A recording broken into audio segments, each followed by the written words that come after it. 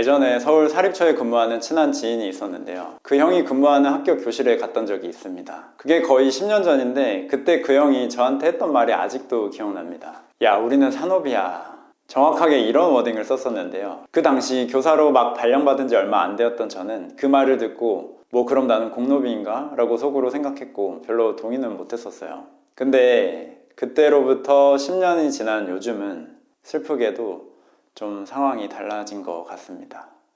작년에 이어 초등학교에서 학부모 악성 민원 소식이 올해도 들리는데요. 이 뉴스를 보는 교사가 아닌 분들은 저 학부모가 특수하다라고 생각하고 욕을 하겠지만 많은 선생님들은 아마 그보다 자기의 경험을 먼저 떠올릴 겁니다. 정도의 차이가 있을 뿐 실제로 이런 말도 안 되는 민원을 겪는 모습을 학교에서 보는 건 정말 어렵지 않은 일인데요.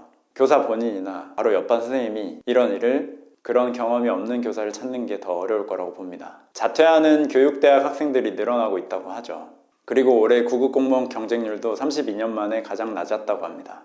1990년대만 해도 공무원은 철밥통, 신의 직장이라고 불렸고 제가 대학을 갈 때인 2006년쯤에는 정말 공무원과 교사의 인기는 엄청났습니다. 제가 교육대학에 들어갔을 때 한 과에 흔히 장수생이라고 불리는 형 누나들도 엄청 많았고 지금 제 나이가 37인데 지금 제 나이랑 비슷한 형 누나들도 대학 1학년으로 함께 입학하기도 했어요. 동기들은 스카이와 같은 수도권 주요 대학에 합격하고도 교대 온 친구들도 꽤 많았고 저희 고등학교에서도 당시 교대를 정말 많이 갔었습니다. 그런데 이제는 초, 중, 고등학생들의 장래희망 10위 안에 공무원은 사라졌고 MZ교사 10명 중 9명은 이직을 고민한다고 합니다.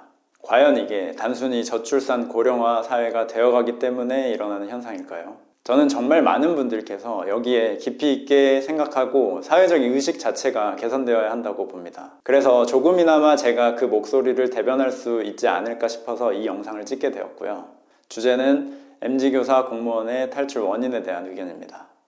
젊은 교사나 공무원들이 공직을 떠나는 현상, 이거의 첫 번째이자 가장 큰 이유는 효능감 저하, 상대적 박탈감입니다. 사회적 처우가 낮아지고 교권이 추락하면서 최근 우리 사회가 교사나 공무원을 대하는 태도를 보면 제가 영상의 첫 부분에서 말한 산업이, 공노비라는 이런 단어가 이게 실제 현실일 수도 있겠다라는 생각도 듭니다. 현재 공무원이나 교사를 하는 분들은 나름대로 공부도 많이 하고 그걸 얻기 위해 꾸준히 일정 기간 노력한 분들입니다. 실제로 대학원까지 나온 분들도 많고 나름의 경험이나 스펙도 상당합니다. 특히 성향상 굉장히 성실하고 체제 수능적인 분들이 많은데요. 사회가 요구하는 바른 삶을 그 누구보다 성실하게 지켜서 살아온 분들이 많죠.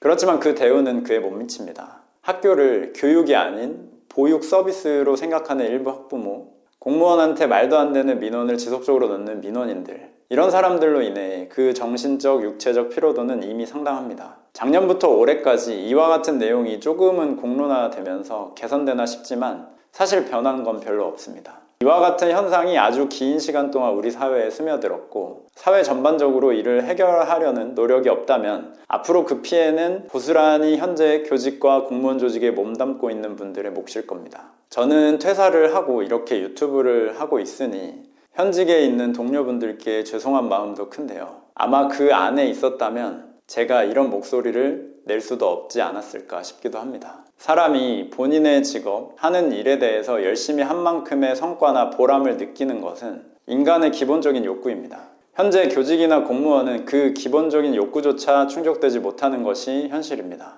학생들과의 관계에서 보람을 느끼기에는 우리 사회는 선생님, 스승보다는 그냥 교사라는 직업인을 원하고 있습니다. 조직 내부적으로는 과한 행정 업무, 불필요한 행정 체계, 교육청 사업 등 수업에 전념할 수 없는 환경과 보수적인 조직 문화도 선생님들을 압박합니다.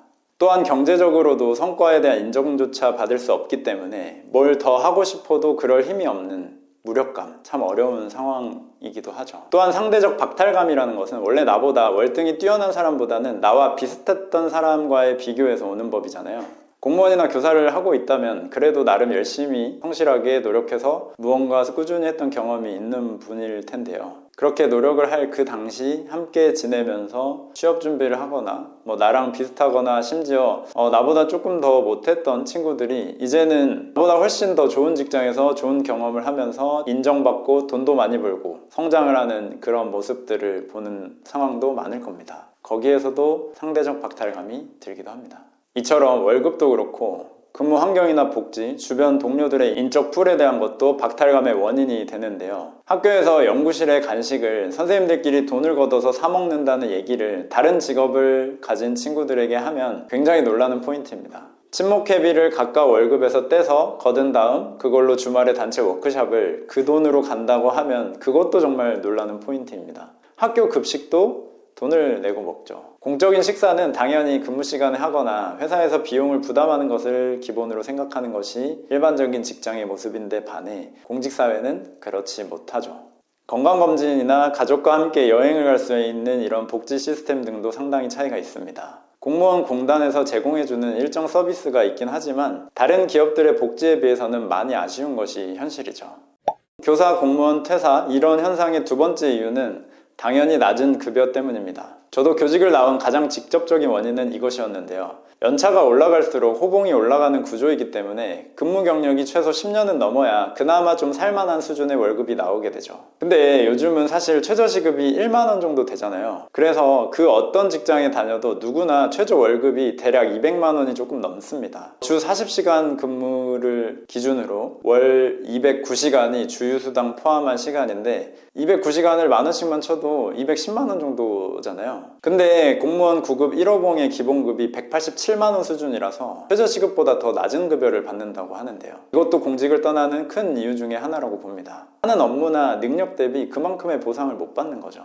게다가 이런 적은 월급 때문에 다른 추가 수익을 얻기 위한 노력을 하는 분들도 계실 텐데요. 그러나 실제로 공무원 신분으로 할 수 있는 일은 거의 없습니다. 그나마 할 수 있는 것들이 강연이나 책, 부동산 임대업, 미디어 활동 이런 것들이 있는데요. 이 또한 국가공무원 복무 규정에 맞게 겸직 허가를 받아서 진행해야 합니다. 할 수 있는 범위도 제한적입니다. 하지만 이조차도 기관장이나 부서장의 승인이 나지 않을 경우는 하지 못하며 그 과정에서 판단은 상급자에게 있기 때문에 어쩔 수 없이 눈치를 봐야 하는 상황이 생기기도 하죠.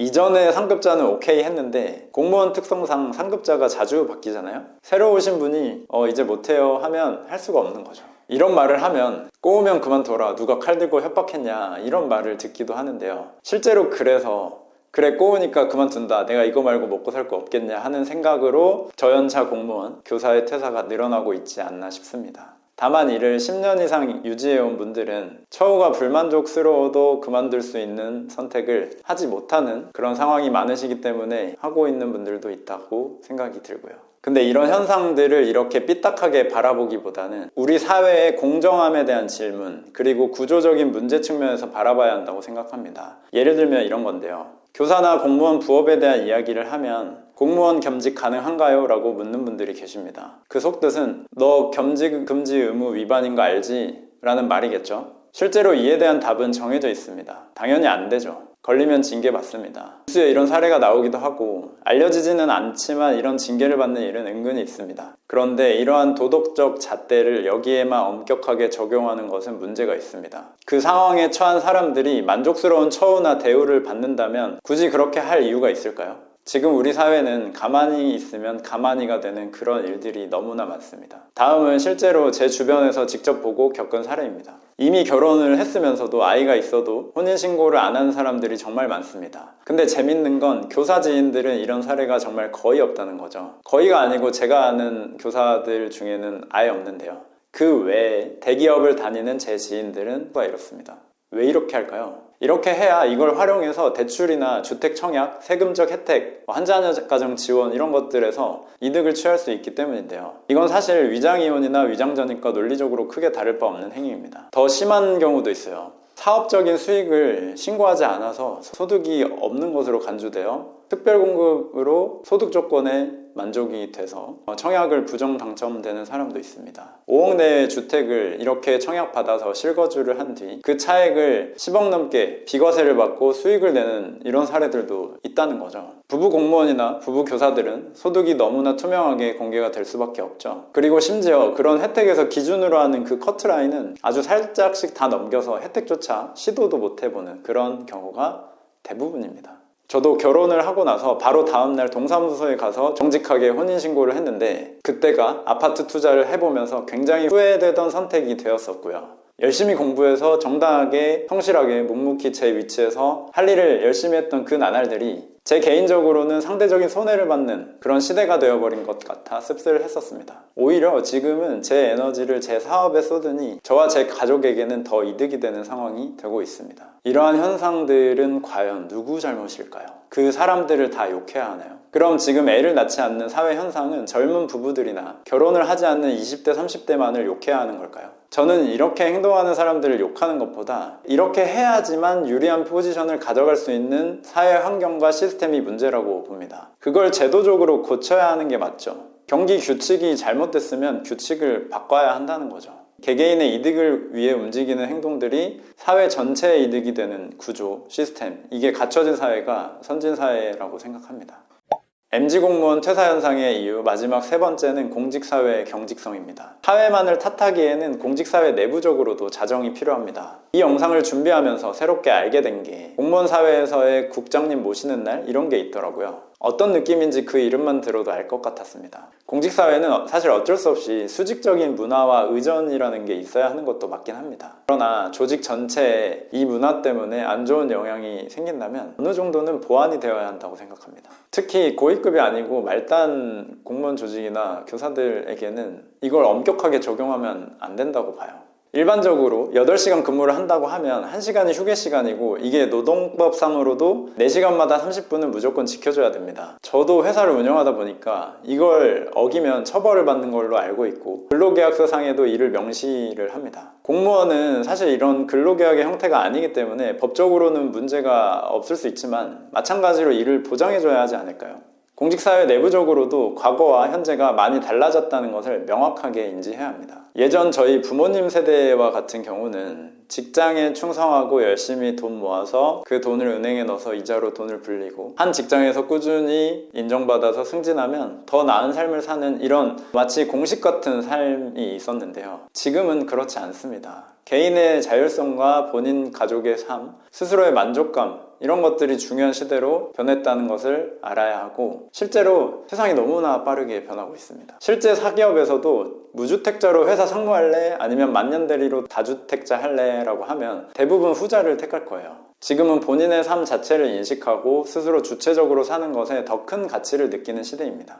따라서 이러한 공직사회의 수직적인 문화를 겪은 사람들은 여기서는 내가 평생 있을 수 없겠다 라는 생각으로 이어지고 그 생각이 행동으로 실현되는 게 아닐까 싶습니다. 이러한 공무원 조직의 특성이 효능감의 측면에서도 박탈감을 많이 줄 수 있습니다. 보통 회사라는 건 어떤 업무적인 성과와 매출 등을 위해 존재하기 때문에 본인의 직무나 역할에서 성과를 내면 거기서 인정받고 성장할 수 있습니다. 또 이걸 가지고 다른 곳에서 더 뭔가를 펼칠 수 있죠. 근데 공무원 사회는 기본적으로 시스템이 안정적으로 돌아가는 것이 목표이기 때문에 너무 개개인이 튀는 행동을 하면 안 됩니다. 일반적으로 너무 튀면 본인한테도 좋지 않게 작용하죠. 충주맨 이런 분들처럼 극재능 있는 분들을 제외한다면요. 지금까지 젊은 교사, 공무원들이 줄 퇴사하는 이유에 대해 제 생각을 공유드렸습니다. 우리 사회가 지금까지 잘 성장해오고 안정적으로 나아갈 수 있는 것은 이렇게 자기 자리에서 묵묵하게 일을 하는 분들이 계셨기 때문입니다. 공무원이나 교사와 같은 사회를 지탱하는 뼈대의 역할을 해주는 분들이 자기 역할을 잘 해주고 계시기에 대한민국의 대부분의 국민들이 편안하게, 쾌적하게 보다 잘 살 수 있는 거죠. 젊은 세대의 고통을 보고 이를 개선하지 않고 그대로 있다면 결국 국민들 모두가 피해보는 상황이 생길 겁니다.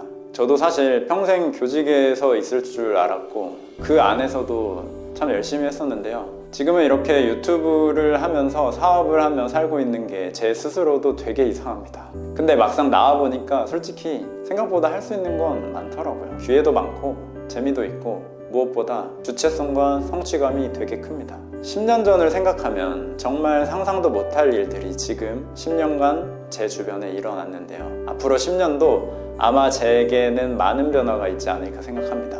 그 과정에서 겪은 경험들과 이야기들을 오늘처럼 이렇게 꾸준히 공유드리겠습니다. 그 내용들이 궁금하시다면 구독, 좋아요 눌러주시면 감사하겠습니다. 저도 사실 솔직히 말하면 이렇게 안 가본 길을 간다는 게 두렵지 않은 건 아닙니다. 정말 몰랐던 변수들도 많이 생기고요. 힘든 순간들도 당연히 있어요. 하지만 제가 좋아하는 말 중에 미래를 예측하는 가장 좋은 방법은 내가 그 미래를 만들어가는 것이다 라는 말입니다. 내가 원하는 방향과 내가 가고 싶어하는 그 길이 내 미래다라고 생각하고 그냥 하루하루 뚜벅뚜벅 걸어가려고 합니다. 주변 환경이나 사회적인 현상도 나한테 영향을 미치는 것은 맞지만 본인의 삶은 스스로 선택하고 행동하는 것임을 알았으면 합니다. 영상을 끝까지 봐주셔서 정말 감사합니다. 오늘도 이기는 하루 되세요.